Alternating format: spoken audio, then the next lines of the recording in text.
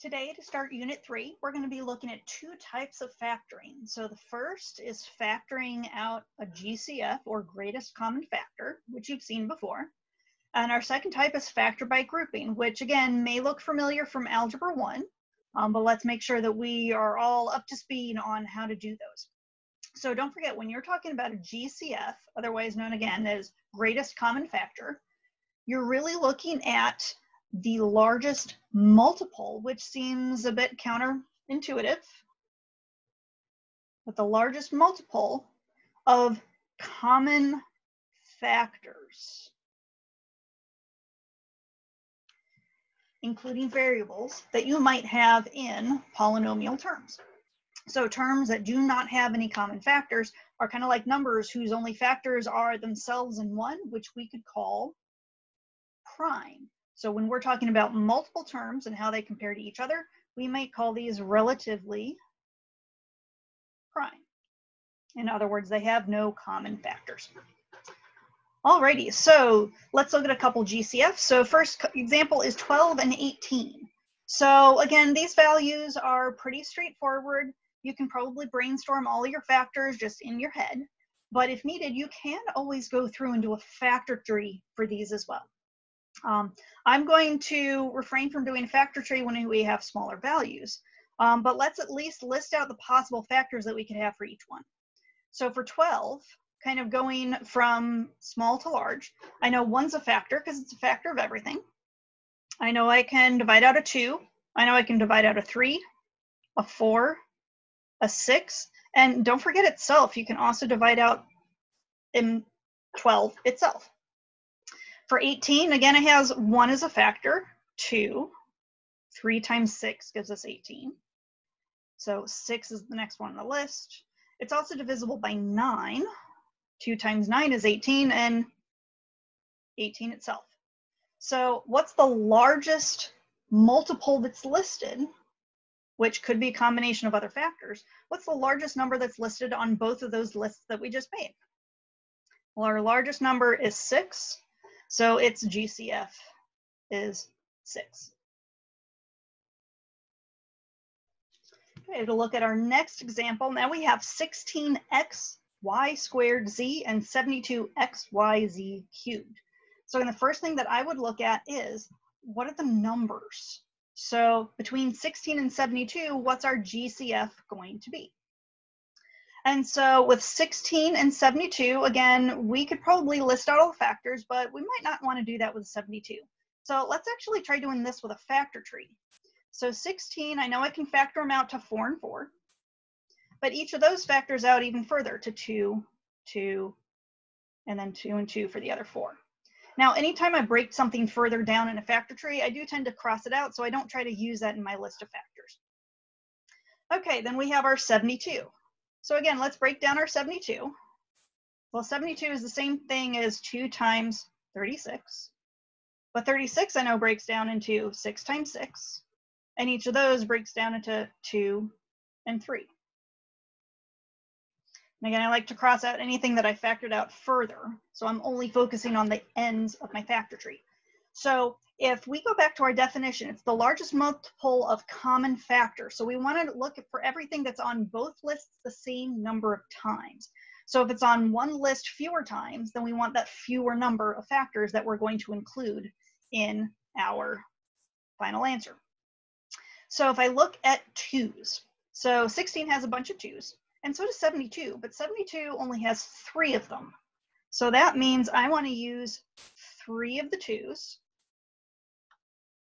that are in common between the two kind of factor trees between the two lists of prime factors. I do have 3's on the 72 list, but I don't have any on the 16 list. So that means I'm not going to want that for my common factor, for my GCF. So that means my GCF from just the numbers is going to be 2 times 2 times 2, otherwise known as 8. But I still need to look at the variables, but I can do this in exactly the same way. So actually, let me take this piece and move it down a bit. Oops, nope, just this. Apparently doesn't want me to do that. So I'm going to write my list off to the side. Okay, so with our variables, from our first list, we have an x, we have an y squared, which is really y times y. And we have a z squared, which is really z times z. Then on our second term, 72xyz cubed, we have 1x, we have 1y, and we have 3 z's, all multiplied.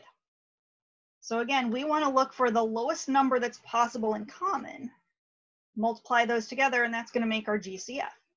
Well, both of these lists have an x, so we can include that.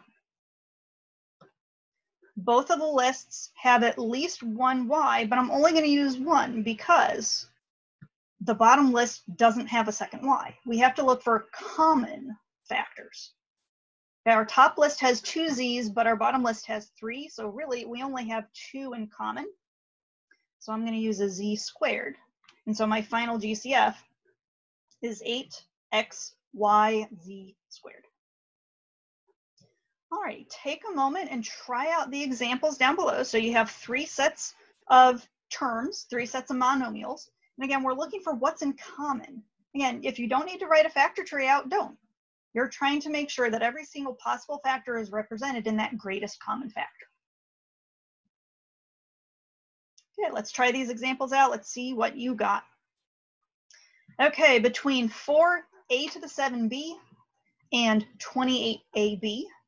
Well, between 4 and 28, the greatest common factor is going to be 4. Between our a's, yes, the first term has 7 a's, but the second one only has 1. So I can only include 1 a in my GCF. And for our b's, each one of our terms has a single b. So our GCF on this one is 4ab. On our second and third examples, we have 3 values, so we have to consider more possible factors. So between our 28, our 35, and our 49, well, just thinking about my multiplication tables, I know that all of those are multiples of 7. And so while I have extra factors, like 28, I could take a 14 into it. 35, that's not going to work. And same thing, 49, he's 7 times 7, but nothing else is multiplying 7 times 7. The only thing they have in common is a 7. That's the largest number that they can have all as a factor. Then looking at my variables, again, not all 3 terms have an x, so I cannot include it in my GCF. All 3 terms have at least one y, so we're going to include one y. Let's see, we have a z in that third term, but nobody else has that, so our GCF is actually only 7y. Okay, number 3. We have 2, 12, and 18, and that's that 2 in that first term that's kind of thrown us in that we can only use that small 2 in our GCF. Nothing else larger can get factored out of that. Everything has at least one m, and everything has at least one p. So our GCF is 2mp. Okay, so we can actually do this with polynomials as well, and we're going to need this in some of the problems that we're going to do. So we are going to look at 3 more examples. So each one of these, again, we want to look for our GCF. What's our common factor between the terms? Now, one of the things that I do want to keep in mind is when we start looking at terms, rather than like terms as part of an expression, rather than just standalone terms, don't forget you always want to consider the sign that's right in front of each term. So with example C, D, and E, each one of these, you'll notice I don't have any sign written in that first term. So actually, I'm going to go ahead and put a positive sign on all of those because I want to remember that these are all starting with a positive number.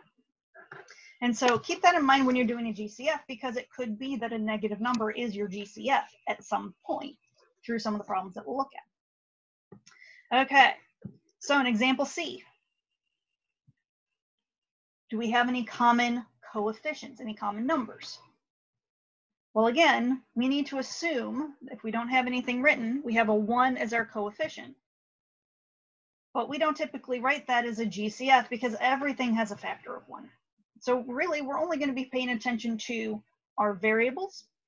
So in this case, the only GCF is x. That is the only thing that's in common between all 3 terms, and every one of them has at least 1. So when we're factoring out a GCF, we still want to say, well, what's left over after we've factored out that x? So think in terms of what happens when I divide each term. Well, x cubed, divide or factor out an x, Well, keep in mind, x cubed is really x times x times x. So if I take one of those out, I only have two x's left that are multiplied, otherwise known as x squared. Same thing with 4x squared. Let's see. I don't have to worry about the sign so much, but I do have a positive 4. I haven't factored out a value. I haven't factored out a coefficient, so it's still going to have a 4 in it. But if we have an x squared and we factor out an x, what are we left with? Just a plain x. And then our last term, negative 3x. If I factor out that x, again, it doesn't do anything to that negative 3, but that's all that's left. When I divide out that x, there's no other term or no other factors left in that term. So our final answer is x times quantity, x squared plus 4x minus 3. Okay, let's do the same thing on the second problem. So numbers are a little larger on this one. We have a 12 and a 21. So what do you think is the greatest common factor between those two values? Well, considering the 12, which has factors like 2, 3, 4, and 6, and 12 itself, the largest of those numbers that also goes into 21 is a 3. Okay, then in terms of the variables, we have an x squared and we have an xy. Well, the only thing that's in common is one of those x's. So our GCF is 3x. Then we write down what we're left with when we divide that or factor that out. So 12x squared, factoring out a 3x leaves us with a 4x. 21xy, factoring out a 3x, is going to leave us with a 7y. Go ahead and try out example E real quick on your own. So hopefully what you came up with on E, we don't actually have anything in common. Now, the best thing that we could take out of all three of those terms would be a 1, but we don't typically write the 1 out, usually. I'm going to show you a few problems where that might actually come in handy sometimes. But if all we're looking at is a common factor between those and we're not going to do anything else with it, we don't actually have any factors that we can take out. So that one's factored out as far as it can go. It's done. We can't do any more factoring yet. We will actually look at problems like these in a couple classes.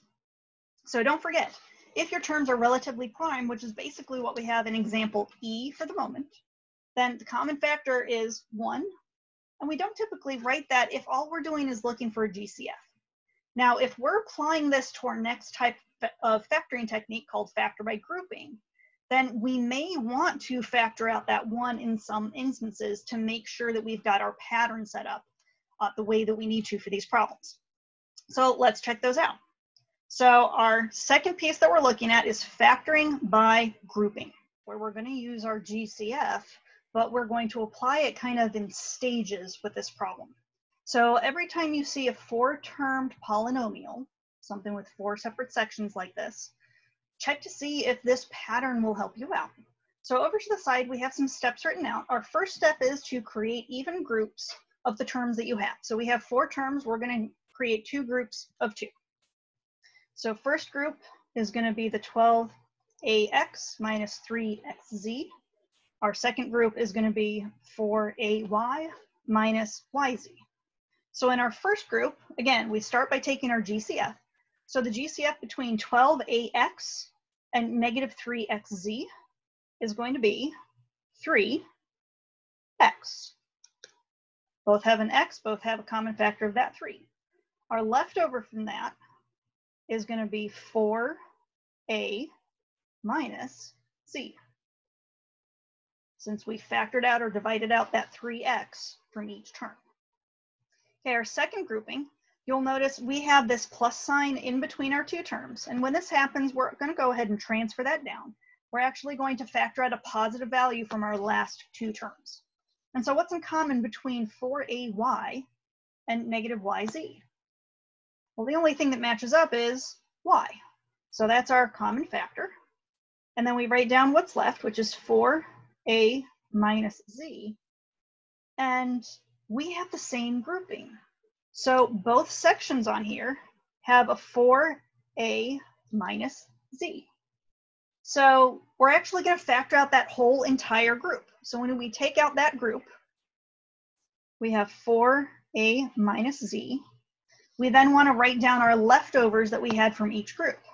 So from our first group, we have a leftover 3x. And from our second group, we had the leftover y. And so that's our final solution by for factoring by grouping. Okay, let's try this again. So in example G, again, group it so you have two pairs of two factors. So first group, 12xy minus 8x. Second group, negative 3y plus 2. So you'll notice this is a little different. It has the minus sign in the middle, so that's going to come into play when we're factoring out that second group. In our first group, though, 12xy minus 8x, what do we have in common? They both have an x, but what's our coefficient that's in common? And we can take a 4 out of both. So factor out a 4x, we're left with 3y minus 2. Okay, in our second group, we're actually going to factor out a negative. We're always going to match up that middle sign in between our two groups. However, is there anything else in common with those two terms? Well, technically, they're relatively prime. So what's the only number that we could technically factor out of them? 1. So let's actually factor out a negative 1. All that's going to do, think divide by negative 1, it's just going to flip our signs. So we're really going to have a positive 3y and a negative 2. But now, by dividing out that negative, we have our matching groups, which is what we always want to look for when we're factoring by grouping. If we don't have those common groups, we want to double check, did we factor out correctly? Did we use our signs correctly? Chances are we either made an error or it's just not a factorable expression. Alrighty, so we have 3y minus 2 in common, so we're going to factor that common group out now. From the first group, we're left with 4x, and from the second group, we're left with a negative 1. And so that is our final answer with factoring. Alrighty, example H. So again, factor in two groups. From our first group, we have 5 and a in common. Our GCF is 5a, and we're left with 3x plus 2y. So again, if this pattern is going to work, we should have exactly the same thing left over from our second group once we factor out our GCF. Always use the sign in the middle. So whatever we factor out, we're going to factor out a negative. And what's in common between 12bx and 8by? Well, they both have a b. But what's the common factor between 12 and 8? Largest one we can use is 4. So we're going to factor out a negative 4b, which leaves us with 3x. We divided out a negative 4, so that's going to turn into a positive 2y, and now our groups match. So we have our matching groups inside our parentheses. Factor out your common group, 3x plus 2y. First group, we're left with a 5a. Second group, we're left with a 4b. And that is our final solution. Okay, one more again, playing around with our placement of our negatives. So you'll notice this one, I actually led off with a negative value for our first term. But we still want to approach it the same way. So kind of like before, when we had this middle negative, we used that when we were factoring out in our first group. And I'm noticing my first group that I would make in example I, well, they both have negatives as well. They're both negative values. So let's go ahead and factor out a negative on this and see what happens. So between negative 12xz and negative 4yz, we have a common factor of negative 4z, leaving us with 3x plus just a y. Okay. Again, we want to use the same sign that we have in the middle for our second group. Between 6ax and 2ay, we have a common factor of a positive 2a, which leaves us, again, 3x plus y. And if the groups didn't match, then we wouldn't be able to factor this out properly. So we've got our common 3x plus y. First group, we're left with a negative 4z. Second group, we were left with a positive 2a. And there's our factor by grouping. Now keep in mind, don't forget when you looked at terms originally, we could play around with the commutative property, which means we can change the order of addition and subtraction as long as we keep the sign with the correct term. So for our second group, you might actually see that written as 3x plus y times 2a minus 4z, because a lot of people just don't like writing that leading negative. But it's still going to be a correct answer, even though those terms are flip-flopped on each other. Okay, go ahead, pause the video and try the last couple examples on your own, and then start it back up, see how you did. Okay, our last two examples. Again, group them up. Out of my first group, I can take out a 2z, leaving me with 4y minus 3. So I should have the same thing for the second group. If I factor out a negative 3, I am left with 4y minus 3.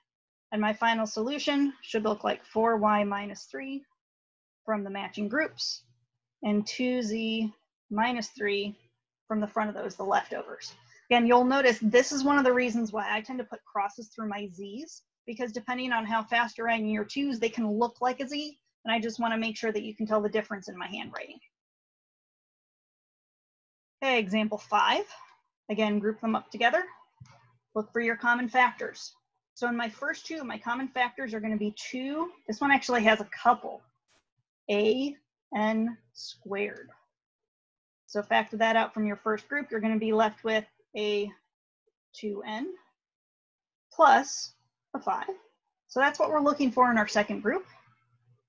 12an and 30a, they have a common factor of 6a. Factor that out, we're left with a 2n plus 5. So our groups match. Our final answer is 2n plus 5 times 2an squared plus 6a. Again, as always, if you have any questions on how these were set up, or if you need some extra examples, please do check in.